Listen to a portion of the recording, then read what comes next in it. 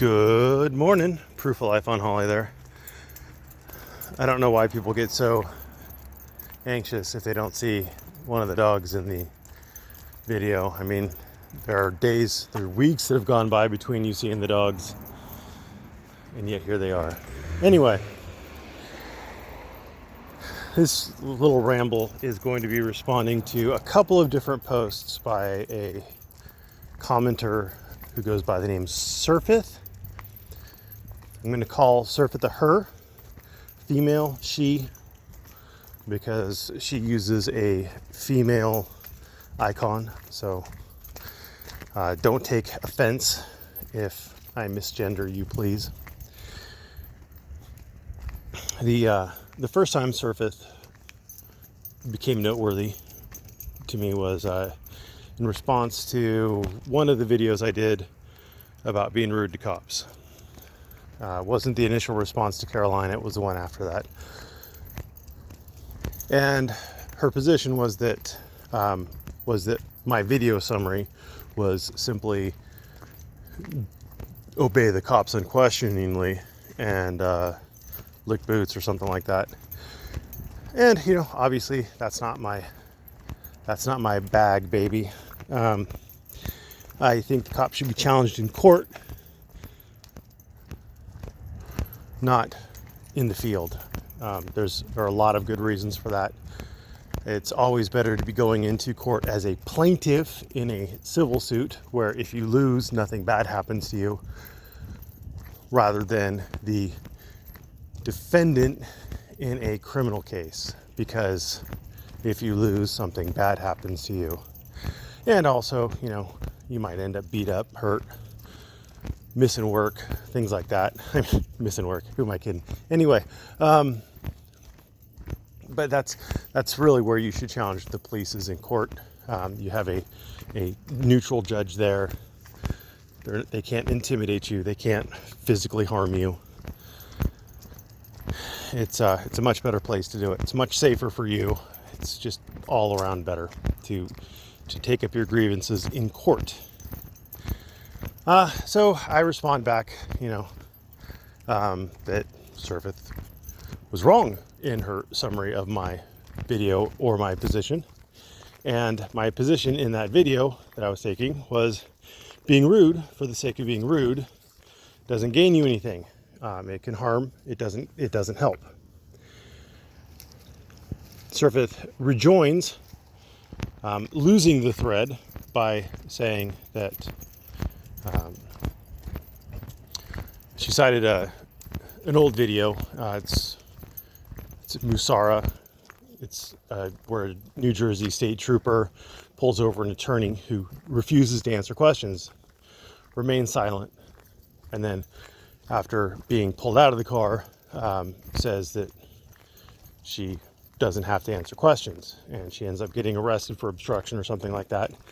Great video. It's been around for about 4 years or so, and it might be one of the videos that got you into this kind of scene. Might not, but it's been around a lot. You've seen it. She cites that for the proposition that being rude is the same thing as, or the courts find that being rude is, I'm roughly paraphrasing, but the courts find that being rude is asserting your right to remain silent. And there are a lot of issues with that. Number one, that case didn't go to court. It's settled. The New Jersey state troopers immediately recognized that they were wrong. I mean, that's just clear cut. Number two, the attorney Rebecca Musara, she did not seek out the police. The police sought her out, which is entirely different from SGV. And number three, she didn't act like an asshole to the police. You can, Surfith asserts, and you can maintain that being silent when being asked questions is rude, but she didn't call them names. She didn't do anything other than remain silent. And if you remember back, my position is being rude for the sake of being rude gets you nothing. But being rude if you think remaining silent, for the sake of not incriminating yourself, if you think that that is being rude for the sake of being rude, well then you're probably an auditard or an auditard supporter. Fast forward to a comment that Surfith made on the qualified immunity video. You good?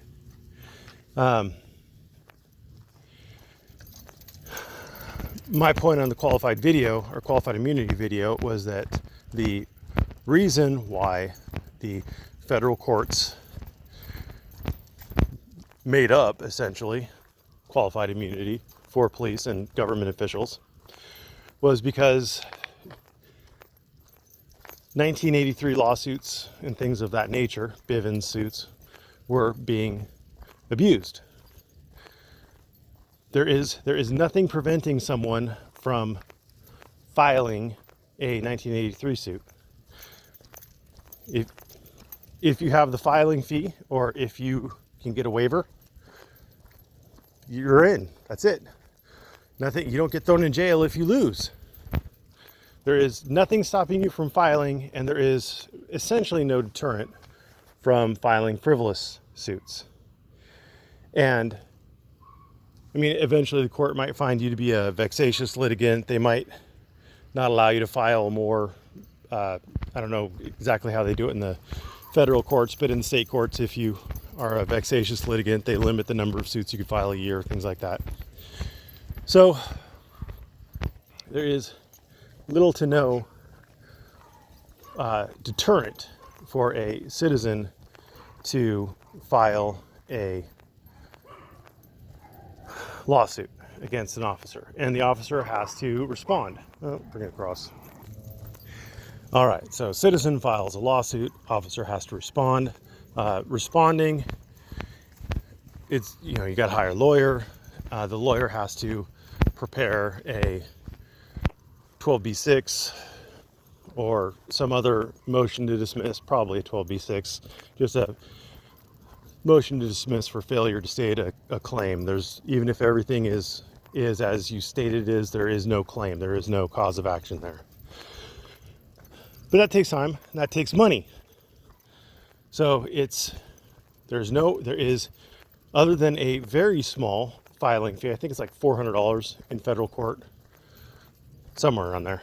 It's like $435 in California state court. I think it's like $400 in federal court. It's basically a minimal fee. And again, if you qualify, you could qualify for a fee waiver. So it costs next to nothing to do this, and next thing you know, the cop has to spend money on an attorney, you know, $250 to $600 an hour, depending on the attorney. And that attorney has to spend, you know, the requisite time reviewing the facts, gathering the data, reviewing the data, and then writing a motion to dismiss, and then arguing the motion to dismiss. So it's expensive, right?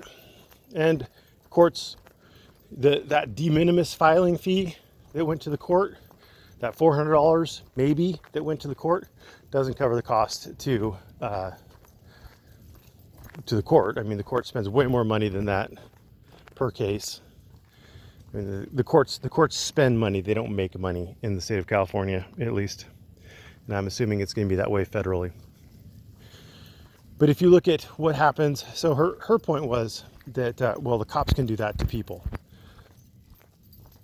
by arresting them over and over and over again. And there is an issue with that, because unlike with civil cases, there are actually limits on when an officer can arrest you. And that limit is probable cause. And you're going to say, well, what about the times when the officer doesn't have probable cause? Well, there has to be a probable cause determination made pretty early on by a magistrate or a judge. If the officer was arresting without probable cause, you get kicked loose pretty quickly, usually within the first 2 to 3 days, generally speaking. So yeah, it sucks, but if the officer didn't have probable cause for the arrest, you might have yourself a happy little lawsuit. There are consequences for an officer to arrest you without probable cause. There are potential consequences to him.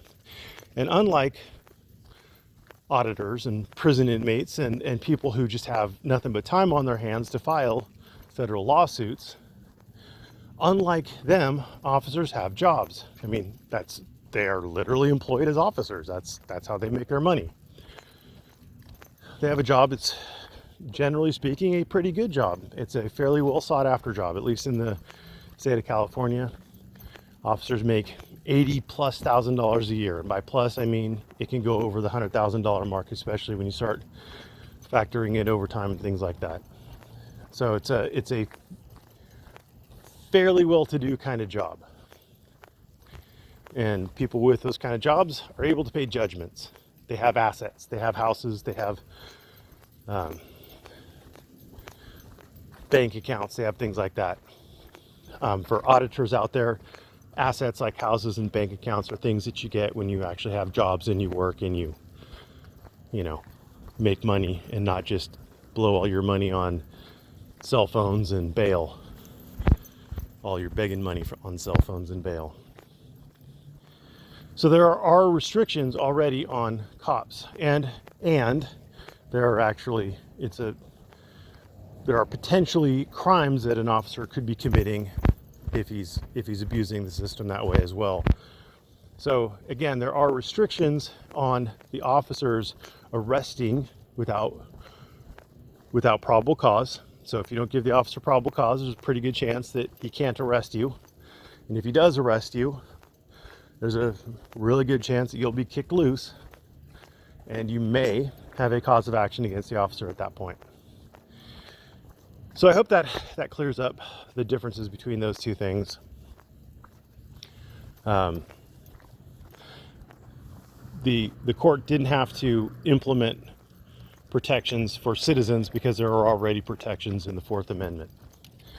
So thank you for watching, and I hope that clears everything up. Have a great day.